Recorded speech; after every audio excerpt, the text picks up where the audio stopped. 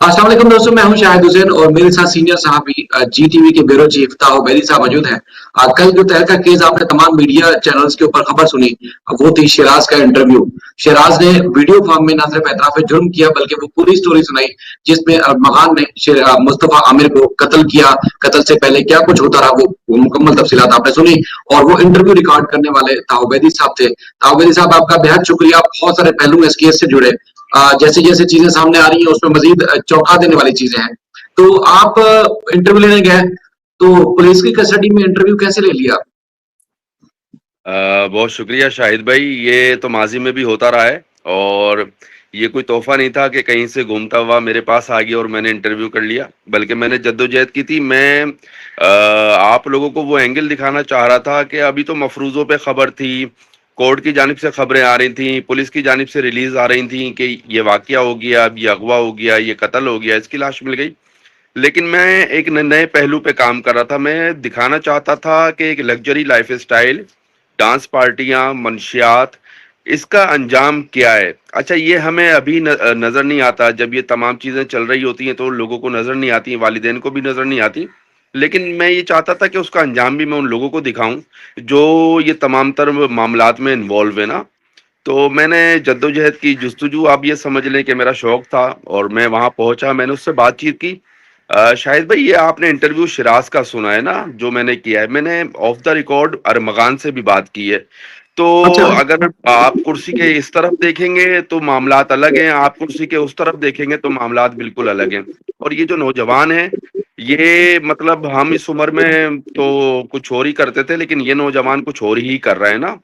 तो ये मामलात इतने सादा नहीं है, इतने ठीक नहीं है। और जब मैंने कोई तकरीबन 6-7 घंटे की इन लड़कों से मुलाकात की है, और इस छह सात मुलाकात घंटे में जो बातें बताई है ना, वो बातें कुछ ठीक बातें नहीं है ना। ये समझें, कराची के पोश इलाके के लड़के और लड़कियां जो मुतासिर हो रहे हैं, तो वो चीजें अच्छी नहीं है। मेरे हिसाब से चीजें अच्छी नहीं है। और अरमगान की भी इंटेरोगेशन हो गई है, शिराज की भी इंटेरोगेशन हो गई है।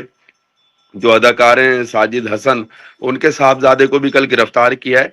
और कुछ नेटवर्क पकड़े हैं लाहौर के, इस्लामाबाद के, जहां से मंशियात कराची में सप्लाई होती है। और हुकूमत के लिए सोचने की बात यह है कि जो इनकी इंटेरोगेशन है, जिसमें वो इंकशाफात करते हैं, ऑफ द रिकॉर्ड जो बातें कर रहे हैं, वो इतनी सादा बातें नहीं है कि ये, मैं ये नहीं समझता कि अगवा का केस है या मुस्तफ़ा के कत्ल का केस है। बल्कि ये नौजवान नस्ल को तबाह करने का केस है। और इसमें हुकूमत को, इंतजामिया को संजीदगी से लेना होगा इस तमाम तर मामलात को। और अगर नहीं लेते तो फिर बात बहुत आगे तक चली जाएगी। अच्छा था भाई, बात असल में चूंकि सिराज का लोगों ने इंटरव्यू सुन लिया, उसने पूरी वारदात का बताया। ये जो बात है, चूंकि अभी जो केस हाइप पे है वो ये है कि जी एक बेदर्दी से भयानक तरीके से मुस्तफा आमिर को कत्ल किया गया, और ये दोस्तों की पार्टी थी, दोस्तों के ग्रुप ने कत्ल किया। दूसरा ये है, आप पहलू बता रहे हैं कि जो नौजवान नस्ल है उनको किस तरह मंशियात का आदि बनाया जा रहा है, याशी कराई जा रही है, और इसी तरह पैसे की रेल फेल और इस तरह मंशियात की स्मगलिंग, खरीदो फरोख्त का मामला भी है। लेकिन अगर हम फोकस करें मुस्तफा आमिर कत्ल केस के ऊपर, तो आप कह रहे हैं जी आपने पुलिस की कस्टडी में मुलजिम है, तो आपकी तकरीबन 6-7 घंटे मुलाकात हुई रहमान से भी और शिराज से भी। तो शिराज की बातें तो लोगों ने सुन ली, रहमान मुस्तफा आमिर के मामले में क्या बताता है? जी शाहिद भाई, अगर आप और मुझ जैसे 6 आदमियों को मिला लेना, तो मैं ये समझता हूँ अरमगान का दिमाग बनता है। तो वो लड़का बहुत होशियार लड़का है, बहुत चालाक लड़का है, बहुत शातिर लड़का है ना। और वो जो बातें बताता है, ये वालिदैन तो इंटरेस्टेड हैं, अब आ रहे हैं, मुलाकातें कर रहे हैं, बात कर रहे हैं। लेकिन जब स्टार्टर था तो उसमें वालिदैन को औलाद के साथ खड़े होना चाहिए था। इतने करोड़ों रुपए की ट्रांजैक्शन किस तरह हो गई, लाखों रुपए का खर्चा किस तरह हो गया, तो वालिदैन को भी सोचना चाहिए। अच्छा, ये बातें जो वालिद बताते हैं, मैं तो देख के हंसता हूँ, उनकी बातें सुन के भी हंसता हूँ, क्योंकि मेरी रहमान से बात हुई है और बड़ी तफसीली बात हुई है। वो अपने वालिद से भी बात नहीं करना चाहता, वो अपनी वालदा से भी बात नहीं करना चाहता, वो अकेला रहना चाहता है। और वो कहता है कि इन तमाम तर मामलात में मेरा वकील है, मैं खड़ा होऊंगा, मैं बात कर लूंगा, कोई इतने मसले की बात नहीं है। और वालिदा भी कोशिश कर रही है मुलाकात की, वालिद भी मुलाकात की कोशिश कर रहे हैं। तो अभी तक तो ये बातें थी कि पुलिस मिलवाना नहीं चाहती, पुलिस मुलाकात नहीं कराना चाहती। मैं ये समझता हूँ कि अरमगान भी इंटरेस्टेड नहीं है कि मुलाकात हो जाए। تو جب یہ صورتحال ہوگی اور یہ بات ہوگی شاہد بھائی تو پھر معاملات نا بگڑتے چلے جائیں گے. اور وہ یہ کہتا ہے کہ جب میں نے اپنا اسٹارٹ کیا یہ میں گرفتار ہوا تو والد تو چلے پھر بھی اس سے آ کے ملتے تھے, لیکن یہ کہ والدہ نے اس سے ملاقات نہیں کی. اور میں یہ سمجھتا ہوں کہ کوئی پریشان حال شخص ہے لیکن دماغ کا بہت تیز ہے. اور یہ جو واقعہ ہوا ہے وہ بھی وہ بتاتا ہے, شراز بھی بتاتا ہے, ارمغان بھی دوسرے اینگل سے بتاتا ہے. تو وہ جو صورتحال ہے انویسٹیگیٹرز کے لیے بھی بڑی مشکلات کا سامنا ہے, لیکن چیزیں کلیئر ہونا شروع ہو گئی ہیں, شواہد ملنا شروع ہو گئے ہیں. اور شاہد بھائی جب میں نے اس سے بات کی, میں نے شراز سے بھی بات کی, ارمغان سے بھی بات کی, تو معاملہ کوئی اتنا بڑا معاملہ نہیں تھا. لیکن جو پیسوں کا نشہ ہوتا ہے یا منشیات کا نشہ ہوتا ہے یہ آپ کو کسی نہ کسی نہج پہ لے کے جاتا ہے نا. تو یہ وہ نہج تھی جس کا اینڈ ہوا ہے, جس کا باب ختم ہوا ہے, کہ مصطفیٰ کا چیپٹر تو کلوز ہوا ہے.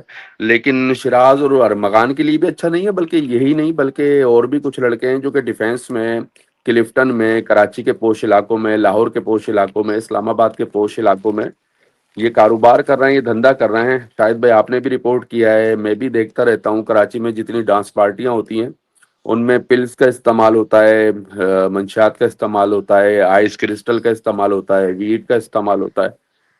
تو یہ کہاں سے رہی ہے نا. سندھ اسمبلی کے فلور پہ شرجیل میمن صاحب بات کرتے ہیں, وزیر اعلیٰ سندھ نوٹس لیتے ہیں, وزیر داخلہ بات کرتے ہیں, آئی جی سنجیدہ ہیں اس تمام تر معاملات میں. تو اس کے باوجود بھی کراچی میں کچھ تو منشیات کے اڈے بڑے ایسے ہیں جہاں پولیس اندر داخل نہیں ہو سکتی ہے, پولیس کیا اور دوسرے ادارے بھی داخل نہیں ہو سکتے. تو آپ یہ سمجھیں ہماری نوجوان نسل کو منشیات پہ لگا رہے ہیں. اور آپ سڑکوں پہ دیکھتے ہوں گے کہ سینکڑوں کی تعداد میں پڑھے لکھے لڑکے آئس کرسٹل, چرس, ہیروئن یہ پیتے ہوئے نظر آ رہے ہیں. تو یہ تباہی ہے اور کچھ بھی نہیں ہے. اچھا, اس میں تابعی اگر بات کریں, کیا اعتراف جرم کیا ارمغان نے کہ جی اس نے مارا ہے اسی طرح ہی مارا ہے جس طرح اسٹوری پولیس نے سامنے رکھی ہے, جس طرح کورٹ میں باتیں ہیں اسی طرح بھی دردی سے ارمغان نے قتل کیا ہے, یہ بات اس نے آپ کے سامنے بھی مانی ہے؟ جی شاہد بھائی وہ کہتا ہے کہ میرا مارنے میں انٹرسٹڈ نہیں تھا, لیکن جب مصطفیٰ منشیات لے کے ان کے گھر پہ پہنچا ہے تو وہاں پر پہلے منشیات کا استعمال ہوا ہے. کوئی گھنٹہ 1.5 گھنٹے انہوں نے منشیات کا استعمال کیا ہے, اور اس کے بعد آؤٹ آف کنٹرول ہوئے ہیں. اور اچانک جو ہے ارمغان اٹھا ہے اور اس نے تشدد کا نشانہ بنانا شروع کیا ہے اس کو, مصطفیٰ کو. اور شراز وہاں پر موجود تھا. جب وہ یہ کہتا ہے کہ جب میں نے تشدد کا نشانہ بنایا تو میں تو چیزوں کو نارمل لے رہا تھا, لیکن میں یہ سمجھتا ہوں کہ وہ جذباتی سا ایک لڑکا ہے, بہت تیش میں آنے والا لڑکا ہے. تو جذبات میں اور تیش میں آ کے یہ قدم اٹھایا گیا ہے. اور اس کا بیک گراؤنڈ ہے شاید میں میرے خیال میں آپ کو بھی پتا ہوگا, آپ بڑے انٹرسٹڈ ہو, آپ کورٹ کے معاملات کو بڑے قریب سے دیکھتے ہو, اور آپ کو بھی آئیڈیا ہوگا کہ کن معاملات کیا اسٹارٹ ہوا تھا اور کیا ختم ہوا تھا. تو مسئلہ تو ایک چھوٹا سا مسئلہ تھا, لیکن 5 تاریخ کو مصطفیٰ کے اغوا ہونے سے ایک دن پہلے ایک لڑکی کو بھی تشدد کا نشانہ بنایا تھا. میری اس لڑکی سے بھی ملاقات ہوئی ہے, بات ہوئی ہے, اور وہ بھی جو کہانی سناتی ہے وہ بھی کہانی کچھ ٹھیک نہیں سناتی. وہ ابھی فی الحال لڑکی چلنے کے قابل نہیں ہے, لیکن یہ اس کو تشدد کا اس کو نشانہ بنایا تھا رحمان نے. اس کو بھی ارمغان نے تشدد کا نشانہ بنایا تھا, اتنا بالکل مارا کہ اب چلنے کے قابل ابھی تک نہیں ہے وہ. جی بالکل, 5 تاریخ کو پہلے لڑکی کو تشدد کا نشانہ بنایا تھا اور بدترین تشدد کا نشانہ بنایا تھا. شراز کو بیک اپ پہ لگایا تھا, لڑکی کو آن لائن ڈرائیو کے ذریعے نیشنل میڈیکل ہسپتال بھیجا تھا وہاں پر کہ اپنا علاج کرا لو. اور شاطر آدمی اتنا ہے کہ لڑکی کو کہتا ہے کہ تم یہ کہنا کہ اوبر اور ہم سے ڈکیتی کی کوشش کر رہی تھی, اوبر والا بھاگ گیا اور مجھے لڑکوں نے تشدد کا نشانہ بنایا ڈکیتوں نے, اور میں ان کے تشدد کے بعد یہاں اسپتال میں علاج کرانے آئی ہوں. تو وہ مارتا بھی تھا, لائن بھی دیتا تھا, بتاتا بھی تھا. اور یہ جو کہانی کی اتنی سادہ مصطفیٰ عامر کی لگتی ہے, اتنی سادہ کہانی نہیں ہے. میں نے پوری کہانی سنی ہے اور دونوں کو بٹھا کے سنی ہے, کس طرح مارا, کس طرح واپس آئے. ایک پنکچر والی کی میں آپ کو ایک مثال دیتا ہوں کہ اس لڑکے کے مطلب مصطفیٰ عامر کو قتل کرنے کے بعد یہ جب لڑکے واپس آ رہے تھے, تقریباً 3-3.5 گھنٹے پیدل چلے. ان کو ایک پنکچر کی دکان پہ ایک موٹر سائیکل کھڑی ہوئی ملی ہے. موٹر سائیکل کی مالیت ہوگی 70,000-80,000.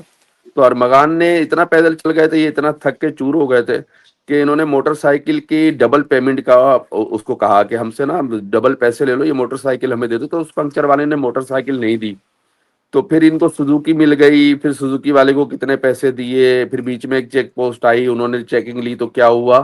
مطلب یہ وہ کہانی ہے جو کچھ ٹھیک صورتحال نہیں بتاتی ہیں. اور یہ خاص طور پہ میں آپ کو بتاؤں، یہ ہم تو جس طرف سے دیکھ رہے ہیں اس طرف سے ڈیفینس، کلفٹن اور کراچی کے جو پوش علاقے ہیں، یہ ڈانس پارٹیاں، ان کا اختتام کچھ اچھا نہیں ہوگا. اور جب یہ اختتام اچھا نہیں ہوگا تو ابھی تو کچھ منسٹرز چیختے ہوئے نظر آ رہے ہیں، اور میں یہ سمجھتا ہوں یہ روتے ہوئے بھی نظر آئیں گے. کیونکہ آپ کو یاد ہوگا ایک ایم پی اے تھے پنجاب کے، ان کی صاحبزادی نے گھر سے اس کی لاش ملی تھی، اور وہ لاش بھی ڈرگ کے استعمال کی تھی. تو یہ نشہ سمجھنے کے آدھے یعنی کہ سے آپ زیادہ گھروں تک آ گیا ہے. یعنی کہ آپ کہہ رہے ہیں کہ جو پوش علاقے میں رہنے والے منسٹرز ہیں، ایم پی ایم این اے سے، ان کی اولادوں تک بھی منشیات پہنچ چکی ہے. اچھا سر، ایک بات میں جاننا چاہتا ہوں کہ چونکہ لوگ یہ جاننا یہ چاہتے ہیں کہ مدعا بنیادی طور پر شروع یہ ہوا تھا کہ چھلے ہوئے کیلے کی تصویر بھیجی تھی مصطفیٰ عامر نے. کیا یہ تنازع مار تک یا مرنے تک یا جلا کر جو اس کا غم غصہ ٹھنڈا نہیں ہوا، یہ وہی کیلے کے چھلکے والی تصویر تھی یا کچھ اور وجہ تھی؟ یہ شاید بھائی ایک پارٹی تھی، اس میں ارمغان ایک لڑکی سے ملاقات کرتا ہے، اور وہ لڑکی جو ہے سمجھے بلو جاب کرنے کے بعد اس کے کاٹتی ہے ڈک پر، اور اس کے بعد جو ہے دوسرے دن جو ہے مصطفیٰ ایک چھلے ہوئے کیلے کی تصویر اس کو بھیجتا ہے. تو جو ارمغان بتاتا ہے وہ یہ بتاتا ہے کہ یہ لوگ میری نسل تباہ کرنا چاہتے تھے. مطلب بندے کو اپنے پیسے پہ، اپنے ہونے نہ ہونے پہ اتنا غرور ہے. یہ سب پیسوں کا نشہ ہے اور ویڈ کا استعمال ہے. تو وہ یہ کہتا ہے کہ یہ میری نسل ختم کرنا چاہتے تھے، جس کے لیے میں نے یہ قدم اٹھایا. اور 5 تاریخ کو ایک لڑکی ہے، اس کا نام ابھی ڈسکلوز نہیں ہوا ہے، جو چینلز چلا رہے ہیں وہ نام نہیں ہے. وہ لڑکی دوسری لڑکی ہے، اس کو 5 تاریخ کو بدترین تشدد کا نشانہ بنایا. پھر اس کو بھیجنے کے بعد 6 تاریخ کو مصطفیٰ عامر کو بلایا اور گھر پہ اس کو تشدد کا نشانہ بنایا. 100 گارڈ اس نے رکھے ہوئے تھے، ان کو فارغ کیا ہے. کال سینٹر چلاتا تھا، کروڑوں روپے کی ٹرانزیکشن کرتا تھا، اچھا اور جو ہے کرپٹو کے کچھ اکاؤنٹ سے ایک اس کے پاس. سوال یہ سوال آتا ہے، پولیس نے انٹروگیشن کی، آپ نے بھی چونکہ انویسٹیگیٹو جرنلسٹ ہیں، آپ نے بھی ساری اپنے طور پر انویسٹیگیشن کی، آپ کی بہت ساری سٹوریز میں نے دیکھی ہیں اس معاملے میں بھی. کیا یہ منشیات کا ڈیلر تھا، اسمگلر تھا، یا اس کے پاس سورس آف انکم کوئی اور تھی؟ کیا یہ خاندانی طور پر رئیس کی اولاد تھا، یا ایک خود اپنے جو بھی تگڑم تھے لڑاتے لڑاتے یہاں تک مالدار بنا، اور اس کے بعد پھر انسان یا لوگ اس کی نظر میں کچھ نہیں تھے؟ شاید بھائی یہ ارمغان جو ہے یہ مڈل کلاس فیملی سے تعلق رکھتا ہے، اور جو شراز ہے وہ لوور مڈل کلاس فیملی سے تعلق رکھتا ہے. یہ ارمغان اور شراز یہ دونوں دوست تھے، دونوں کلاس فیلو تھے. پھر شراز فیل ہو گیا تھا، اور اس کے بعد اس نے پوری کہانی سنائی بچپن سے جوانی تک کی. تو ابھی کچھ عرصے پہلے ارمغان اس کے گھر کے نیچے چلے گیا، بولا آ جائے یار، ہم پرانے دوست ہیں، ہم بیٹھتے ہیں، چائے پیتے ہیں. جب اس کے بعد اس سے بات ہوئی تو وہ بھی اس کی لائف اسٹائل سے اور لگژری لائف سے متاثر تھا. تو میں نے دونوں سے الگ الگ بات کی. ارمغان بتاتا ہے کہ وہ پیدائشی رئیس تھا، اور میں والد کو بھی دیکھتا ہوں اور ان کی بھی باتیں سنتا ہوں، لیکن میری یہ خواہش ہوگی کہ والد ایک دفعہ اپنے بیٹے سے ملیں، اور اکیلے میں بیٹھ کے جب بات کریں گے نا تو بیٹا بتائے گا کہ والدین نے بیٹے کے ساتھ کیا کیا ہے. باقی شراز کی میں نے کہانی سنی ہے. شراز بتاتا ہے کہ وہ لگژری لائف دیکھ کے، لائف اسٹائل دیکھ کے بڑا متاثر ہوا تھا. وہ یہ کہتا ہے کہ یہ مڈل کلاس لوگ تھے، اور پھر یہ منشیات کے مقدمات میں بند ہوا، منشیات کے سپلائی میں پکڑا گیا. تو وہ منشیات کے اس کو نہیں پتا شراز کو نا کہ یہ پکڑا گیا یا چھوٹ گیا، کیونکہ ان دنوں وہ رابطے میں نہیں تھا. جب یہ اس سے جڑا ہے تو جب اس نے کال سینٹر، ہم اس کو اپنے ٹرمز میں کہتے ہیں ڈبے کا کام، وہ ڈبے کا کام یہ ہوتا ہے اس میں ڈالرز کی ٹرانزیکشن ہوتی ہے، لوگوں کو بیوقوف بناتے ہیں، فراڈ کرتے ہیں لوگوں سے، اور اس میں ٹرانزیکشنز کرتے ہیں، کروڑوں اربوں روپے کماتے ہیں. اور کراچی میں آپ کو بتاؤں کہ 19 سال سے 18 سال کے لڑکے لڑکیاں، 30 سال تک کے لڑکے لڑکیاں اس کام میں بہت ہیں. اور پھر جب یہ ڈبے کا کام شروع ہوا تو پھر وہ ڈبے نے کروڑوں سے اربوں روپے بنا دیے، اور پھر یہ عیاشی کرتا چلا گیا. اور یہ والدین اب تو اس کے پیچھے آتے ہوئے نظر آتے ہیں مشکل میں. یہ والدین اب اس سے ملنا بھی چاہتے ہیں، بات بھی کرنا چاہتے ہیں. لیکن ان کو جب بات کرنی چاہیے تھی جب اس کا سٹارٹ تھا، جب سمجھانا اور لے کے بیٹھنا اولاد کو، تو چیزیں تھوڑی سی بہتر ہو جاتی ہیں. لیکن میں اب یہ نہیں سمجھتا، چیزیں بہت آگے چلی گئی ہیں اور اس کا مزاج، اس کے تیور، اس کا لائف سٹائل بالکل تبدیل ہے. اور اب شیراز کہانی سناتا ہے، پھر ارمغان والد کی بھی کہانی سناتا ہے، اور میں سنتا ہوں اور میں اب ان کا بیان سنتا ہوں تو مجھے بھی ہنسی آتی ہے. کیونکہ بندہ پھنسا ہوا ہوتا ہے نا، تو ساری چیزیں سچ بتانا شروع کرتا ہے. وہ بتاتا ہے کہ میرے ساتھ یہ ہوا تھا، بچپن میں یہ ہوا تھا، جوانی میں یہ ہوا، اور یہ حادثہ ہو گیا، پھر یہ ہو گیا، پھر قتل ہو گیا، پھر اغوا ہو گیا. تو وہ کہانیاں جو ہے بہت کہانیاں ہیں، اور وہ فیملیز کی بھی کہانیاں ہیں. اور پھر فیملیز کے علاوہ بھی وہ، میں یہ سمجھتا ہوں کہ سیاستدان، بیوروکریٹس، بزنس مین اور شوبز انڈسٹری اس سے متاثر ہوگی، کیونکہ ان نوجوانوں نے بڑی تباہی مچائی ہے. یہ اتنا آسان کام نہیں ہے، اور یہ اتنا آسان کام نہ سمجھیں. ابھی CIA پولیس کریک ڈاؤن کر رہی ہے، کارروائیاں کر رہی ہے، بالکل صحیح سمت میں کام کر رہی ہے میرے حساب سے. اور انٹیلیجنس بیورو ان کے ساتھ بالکل سپورٹیو پلر کے طور پر کھڑی ہے، اور وہ ان کو سپورٹ کر رہی ہے. اور میں یہ سمجھتا ہوں کہ اگر یہ بھرپور کریک ڈاؤن ہو گیا تو شاید بھائی آپ کو یہ چھوٹی خبریں نہیں ملیں گی، یہ آپ کو بہت بڑی خبریں ملیں گی. اور ایسی خبریں ملیں گی، شاید میں سمجھتا ہوں کہ پورا پاکستان ان خبروں سے ہلے گا. کیونکہ جو وہ بتاتے ہیں، جو باتیں ان کے پاس ہیں، اگر وہ باتیں پبلک ہو جائیں یا وہ باتیں انٹروگیشن رپورٹ میں آ جائیں تو میں کہتا ہوں کہ تباہی ہے. اور ایسی بریکنگ نیوز ہیں کہ لوگ سکتے میں آ جائیں، لوگ پریشان ہو جائیں کہ ماضی میں کراچی میں کیا ہوتا رہا ہے، اسلام آباد میں کیا ہوتا رہا ہے، اور لاہور میں کیا ہوتا رہا ہے. تو پھر صورتحال اس کے بعد ہی کلیئر ہوگی. لیکن میں یہ سمجھتا ہوں کہ ابھی CIA نے کچھ کریک ڈاؤن کیے ہیں، کچھ لوگوں کو گرفتار کیا ہے. آپ کو یہی بتا رہا تھا کہ اگر انٹروگیشن ہوتی ہے، انویسٹیگیشن ہوتی ہے اور فل فلیش کاروائیاں ہوتی ہیں تو بزنس مین، بیوروکریٹس، سیاستدان اور شوبز انڈسٹریز سے متاثر ہوگی. اس کے علاوہ جو پوش علاقوں میں یونیورسٹیز ہیں، بڑی ہائی فائی یونیورسٹی ہیں، ان پہ پڑھنے والے طالب علم، اور جس میں لڑکے اور لڑکیاں شامل ہیں، ان کے بھی نام سامنے آئیں گے. اور یہ بہت بڑی فہرست ہے شاید بھائی. یہ کراچی میں پارٹیز کرانا، پلز کا استعمال کرنا، منشیات کا استعمال کرنا، یہ بڑی عام بات ہے. اور یہ کراچی میں نہیں، لاہور میں، اسلام آباد میں بھی یہی صورتحال ہے. اور یہ پورا ایک ریکٹ ہے. اس ریکٹ میں بہت سے لوگ انوالو ہیں. اگر ان پہ ہاتھ ڈالا جائے تو میں سمجھتا ہوں چیزیں بہتر ہو سکتی ہیں. لیکن سنجیدہ تو ابھی کوئی بھی نہیں ہے. یہ کیس ہو گیا ہے تو ابھی بڑی ہائی پروفائل ہے، یہ پکڑ رہے ہیں، اس کو اٹھا رہے ہیں، یہ کر رہے ہیں، انویسٹیگیشن کر رہے ہیں. لیکن اگر سنجیدگی سے حکومت نے ان کے خلاف ایکشن کیا تو میں سمجھتا ہوں چیزیں بہتر ہو جائیں. لیکن حکومت بھی بیچاری بے بس نظر آتی ہے مجھے تو. وہ اس لیے کہ کراچی میں کچھ منشیات کے اڈے ایسے ہیں جہاں پر ادارے بھی نہیں جا سکتے. تو یہ لمحہ فکریہ ہے ہمارے لیے.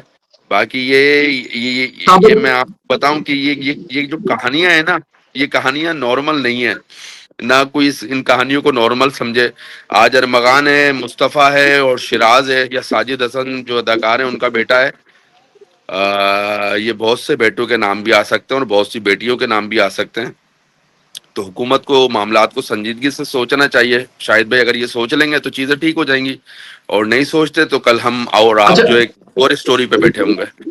تو دوستوں، طاہر عبیدی صاحب ہمارے ساتھ موجود تھے. طاہر عبیدی صاحب نے جو حقائق رکھے وہ آپ سب نے سنے، اور کچھ مزید ڈیٹیلز بھی آپ کے سامنے اس کیس کی شیئر کریں گے، کیونکہ جو تفصیلات سامنے آ رہی ہیں، جس میں خاص طور پر جو تفتیش کا طریقہ کار ہے اس پر کچھ سینئر تفتیشی افسران سے ہماری ملاقات ہوئی، کچھ بات ہوئی. وہ کچھ تفتیش کے اوپر سوالات اٹھاتے ہیں کہ جس طرح کا تفتیش کا یہ طریقہ کار ہے، یا جس طرح کی چیزیں میڈیا پر آ رہی ہیں، اس طرح کے ہائی پروفائل کیس میں میڈیا پر چیزیں نہیں آنی چاہیے.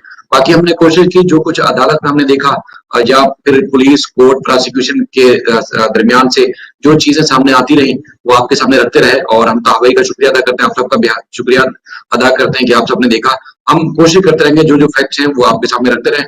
اپنا فیڈ بیک ضرور دیجیے گا. اپنا بہت خیال رکھیے گا. اللہ